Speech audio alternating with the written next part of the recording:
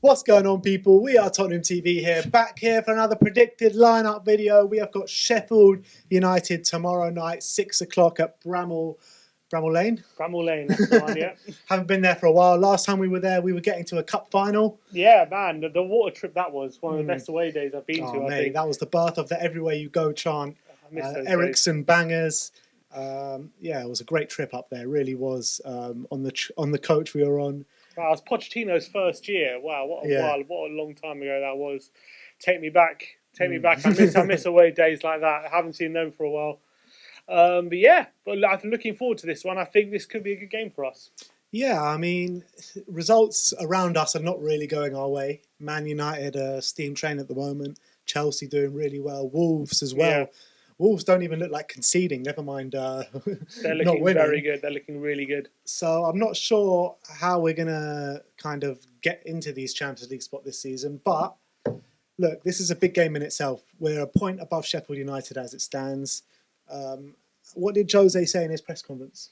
There are a few bits. He was talking about the Champions League places, and to be honest, he sounded a bit defeated in terms of the race for the Champions League spots. He was asked whether getting in the Europa League would be a good thing and whether he would take that. And he said, given the situation we were in when he took over, he said that Europa League wouldn't be a bad thing and he would accept that. And he would think he said he would think it would be quite a good situation if Spurs were to grab the Europa League spot after this mess we were in when he took over. So that's where Jose's head is at. I'm not sure how much I agree with him or not, but that's what he thinks. I completely agree with him. I really do. I've been thinking about this a lot over the past couple of days, as you could probably tell by my text to you every night at like midnight saying, God, I really wish I think we need to finish in Europa League spot. Yeah. But my thinking behind it is that United and Chelsea are not slowing down at the moment, and I think they're going to be proper forces next season. So it's going to make it even harder for us to finish in the top four next season. I can see them strengthening over the summer as well. We know everything about Chelsea, how they haven't spent in a while. So Roman has released a purse for them.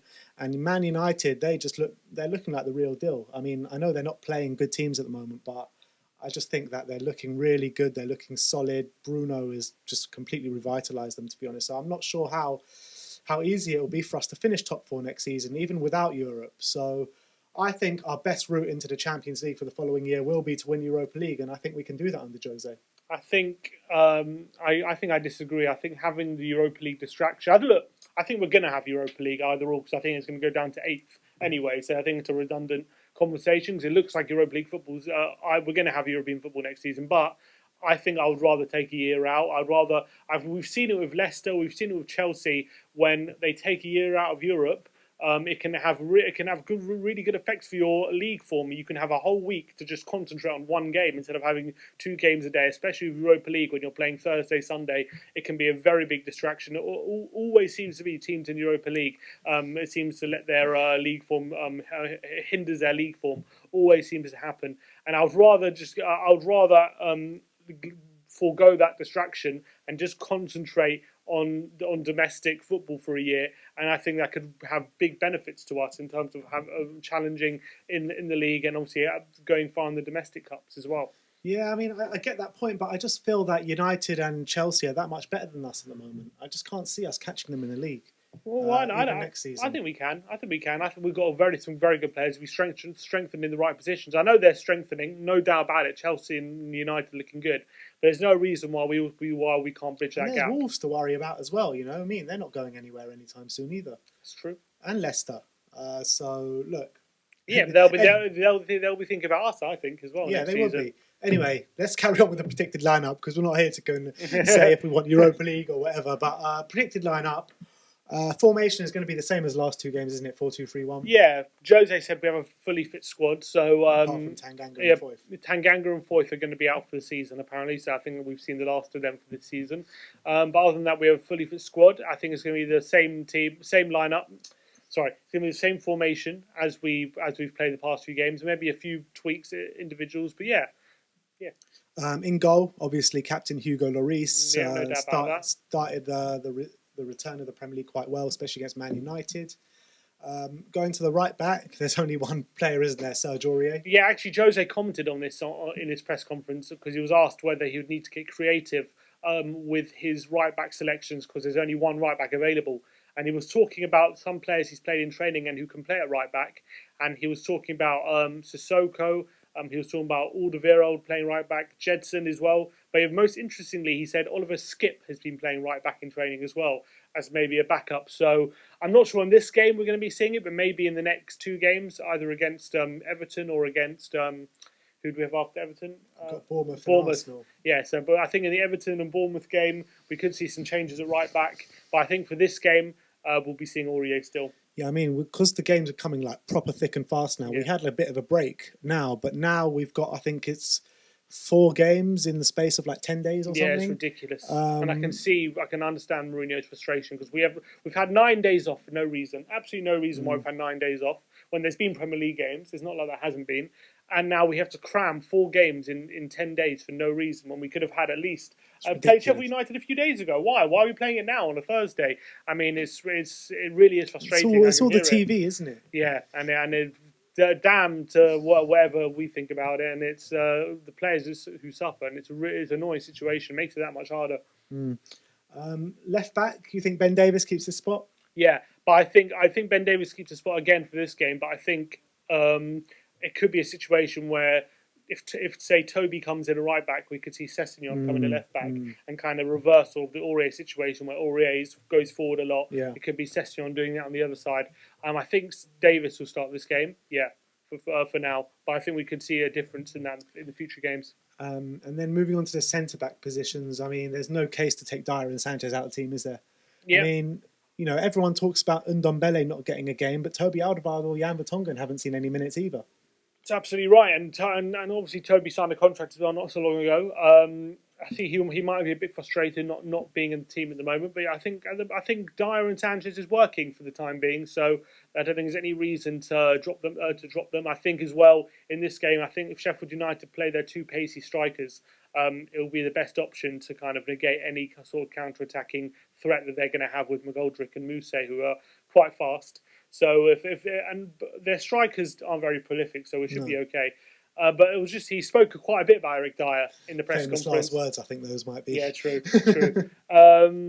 He spoke. Jose spoke a lot about Eric Dyer in the press conference. First of all, he said talking about the contract. He said Levy wants him to sign a contract. He said Eric wants to sign a contract. He said he wants him to sign a contract. So it looks like that one's going to be done. It looks like that's going to start moving soon. What do you feel about that one? Yeah, I think I'm all for it. I think the fact that he's decided that he wants to be a centre-back and not a midfield player, which is what we've been calling for. You've been saying that for a long time. Yeah, exactly. And I think that's exactly the right decision. I think him in midfield is gone now. We can't afford him to be in midfield anymore. And I think he's looking at home now at centre-back. I've always said he looks better in a 3, but in this time in a 2, he looks pretty decent. Him and Sanchez forming a good partnership. I would like to see a partnership with him and Toby, but him and Sanchez for the time being is going well. And I think he could save us a bit of money. Yeah, definitely. You can see the confidence coming back into him. Like he's proper playing with his head above his shoulders now and looking really, really good. I just want to put a few breaks on it though, because it's only been about 2 or 3 games since he has been re-emerged. So and he did give a penalty away in one of them. Yeah, exactly. So, but I think his time in midfield looks like it's benefiting him as well. He looks very comfortable on the ball. He looks good at spraying passes, and he's not shy to kind of come into midfield and kind of like Jan Vertonghen used to do. One interesting thing Jose was talking about in terms of his ban, I thought was quite funny that Jose was asked whether he thought that Eric Dyer would get a ban, obviously for what happened against Norwich, and he said he thinks the FA made the decision when Guendouzi grabbed Maupay's neck and decided not to ban him. He said, in that moment, the FA have made the decision on Eric Dyer. In what day and age is that Guendouzi thing now banned? It's ridiculous. I completely agree. It's a farcical, really, that Guendouzi didn't get any sort of punishment from the FA. Maybe the punishment from the FA was to not let him get banned. Maybe that was the punishment. Yeah. So that's all I have to say on Eric Dyer for the time being. All right, so the defence is pretty much unchanged, Yeah. we're thinking. And then the midfield and the double pivot. What are we thinking about that? I think Lo Celso has to keep his place. Mm. I think, yeah, look, Lo Celso and Sissoko appear to they look a decent partnership. I think Harry Winks, so. yeah, Winks might be a bit frustrated. But how can you drop Lo Celso? You can't. I guess can't really drop Sissoko either, to be honest. And I think in this game it's going to have to be I think against Sheffield United's three centre mids who are quite defensive minded. I think it's going to have to be Lo Celso, especially starting in this game. And I think as well maybe in the attacking position, I think Lamela will get the nod ahead of Dele Alli. I feel like he had a better performance against Man United. He looks fitter at the moment, and I think him as well being a pressing forward is going to help us in this sort of game. What about a middle two of Sissoko and Winks with Lo Celso in the Dele Alli position? Could work. Maybe like a bit of a 4-3-3. I would like to see Lo Celso more in that further forward position because I think that could be his best position. I actually think he's more at home, a bit deeper, controlling the game, like literally from the middle of the park. But in Spain, his best position was a bit further forward. I think his best position is that kind of De Bruyne role, kind of half in each one. Yeah, that's probably his best position. But I think Lo Celso and Sissoko will probably retain their place. But we have so many options now. I think it could be for the Everton and Bournemouth games. They'll be changing for sure. But I think because there was a 9-day break, we're just going to go with our best team for this game. I think. So we'll go for Lamela in that kind of Dele Alli number 10 position. Yeah. Left hand side, there's only Heung-min-Son. No one's going to drop him. And on the right hand side, there's a toss up between Bergwijn and Lucas Moura. I think it'll be Bergwijn. Yeah, I think so as well. Bergwijn just looks much more confident and assured I feel a lot more confident and assured when I see him with the ball and on the pitch because I've said a lot about Lucas Moura in the past, but mainly I think his effort and desire is always there, but he lacks when the nitty gritty comes down to it, getting the ball in the box, having a shot. Where Bergwijn is actually really confident in those positions. He's more direct. He's more of a threat when it gets into the final third. You feel like he's going to get a shot off, and he's going to be a good ball as well. Yeah, I think Lucas is probably a bit of a better dribbler, but I think Bergwijn has a bit more strength about him, as you said, and I think he's a bit more clinical when he gets in those in his final decision making in the final third. So I think Bergwijn will get the nod in this game. I think he's had a better 2 games, but Lucas will probably start in one of the other 2 games. That's true. And then obviously Harry Kane up top. Yeah, Does Harry get a rest in these next 3 or 4 games? Harry's not getting a rest from the end of the season. Harry's not getting a rest ever for the next 3 years. So he's got to get used to playing more and more. He'll love it. To be honest, 6 months out, he's probably going to relish playing all these games. So he was asked about Harry Kane. Mourinho, because people were saying, "Oh, do you think he looks sluggish? What do you think?" And he pointed to that moment in the second half against West Ham when we were on the counter attack. And remember that chance with his left foot? He shot just wide. But if you see the sprint that he did on that counter, yeah, I've seen that. Very, very fast running from Harry Kane. He did look very sharp, and he sprinted past 2 or 3 players, including Issa Diop, who's no slouch. So also the sprint for his goal as well, to get away from those defenders. 100%. So he's getting his sharpness back. He was saying he's getting his energy back as well, and his clinical finishing. So he seemed to be very, very happy with Harry Kane. And also, I think he looked good. When you're talking about players' pace as well, I feel like Eric Dyer's got a yard or 2 of pace back as well, because he caught up with I think it was Antonio in the West Ham game. Like, Antonio's not a slow player, and he was quite far ahead of him, and Eric Dyer did him for pace completely. Yeah, I agree. Eric Dyer seems to be getting sharper as well at centre back, and I think he seems a lot more comfortable there. All right, so if that is the lineup, what scoreline are you going for? I think Spurs are going to win this game, and I'm confident that I think Sheffield United's form completely fallen off a cliff. Although I thought they did look a bit better against Arsenal. They did look a lot better against Arsenal, but they still fell short. I was looking at the stats, and they actually ranked bottom of the whole Premier League in terms of shots. Shots on target, and chances created. I mean, they rely heavily on their defenders and midfielders to get goals. Exactly, which is a big problem for them. And then when the goals dry up, they have to rely very heavily on their defence. And if they concede first, it's very hard for them to get back in the game. Is Lundstrom still out? I think he's a doubt, but I think he's going to be in the squad. They got any injury problems or worries? I haven't seen too much of the team use, to be honest. But in terms of Sheffield United, it doesn't matter really too much who plays, because it's kind of They have a system. They don't really have any standout players. They have players all that fit into this system that Chris Wilder has with this 3-5-2 system with the two wing backs. I think that's the overlapping everyone. Exactly. I think Serge Aurier is going to be a big threat to them. With him going forward, he's going to draw out a fullback, and it's going to leave a lot of space for our attackers. So I can see us for sure creating chances and maybe getting. And if we score first, I can see us winning by 2 goals in this game. What are you going for?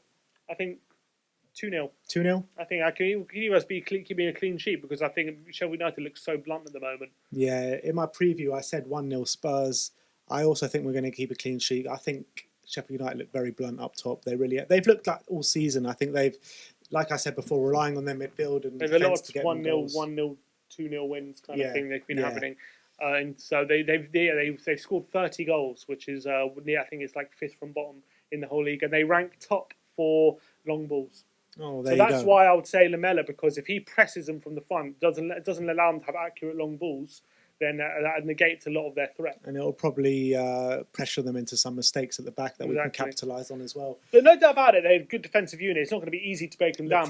Chris Wilder's done an absolutely brilliant job out of it. I don't want to seem overconfident, because I know it's going to be a difficult game. But if we get a goal, once we get the first goal, and if we haven't conceded, then I think we'll go on to win. Like I've said many times, I always feel confident when we get the first goal under Jose Mourinho. I feel very, very unconfident when we don't get the first goal, because under Pochettino, when we went behind, we thought, all right, we'll get back in this. But under Mourinho, I can't see that. Yeah, I know. It's it's true. It's more difficult. Hopefully, once we get more used to his tactics, maybe we'll see a difference. It's still fairly early days, but I think there are positive signs so far under this Jose regime, and hopefully it'll bring us a lot of success. But yeah, you're right. Once we go behind, we do look a bit like lost. Yeah, we do look a bit lost, except for that game against Olympiacos. Yeah. We came 2-0 down. But apart from that, that was like his second game or something. So still, only real teams know how to beat Olympiacos. Exactly. But anyway, that is your predicted lineup. Let us know in the comment section below what you thought of our lineup. What would you change? Join us tomorrow evening, 6 o'clock kickoff for a live watch along, and get your voices heard on the fan cams after the game. The link will be in the description how you can join on the watch along. So check out for that. That is our predicted lineup. And as always, come on, you Spurs.